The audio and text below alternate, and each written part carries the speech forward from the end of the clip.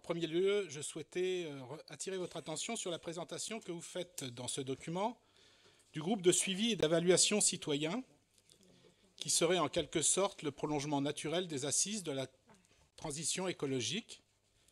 Donc ce n'est pas rien quand on voit la communication détonnante que vous avez faite à propos de ces assises. Vous évoquez pour ce groupe une forme de conclusion avec la rédaction d'une synthèse qui vous aurait été présentée le 10 décembre dernier. Depuis lors, nous sommes censés aussi avoir été également informés de cette synthèse, en commission et même en conseil.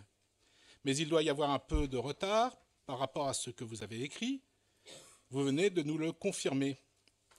J'espère cependant que nous pourrons découvrir en quoi ce travail de groupe, cette expression citoyenne, a bonifié vos intentions. Et tant qu'on y est, puisque c'est une mission de suivi et d'évaluation, elle devrait s'inscrire dans un temps long.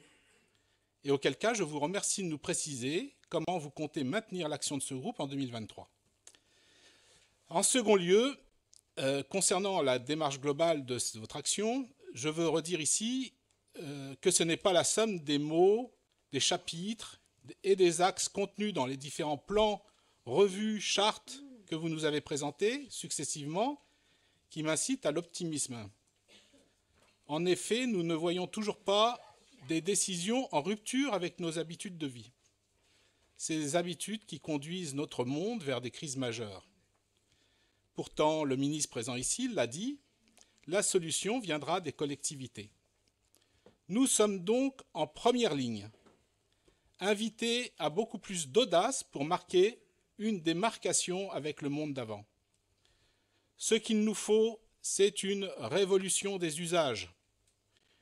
Une révolution car les changements à opérer ne se feront pas sans douleur. Alors oui, je sais que le mot révolution vous fait peur. Vous l'avez dit plusieurs fois. Rien d'étonnant d'ailleurs, puisque c'est votre ADN politique.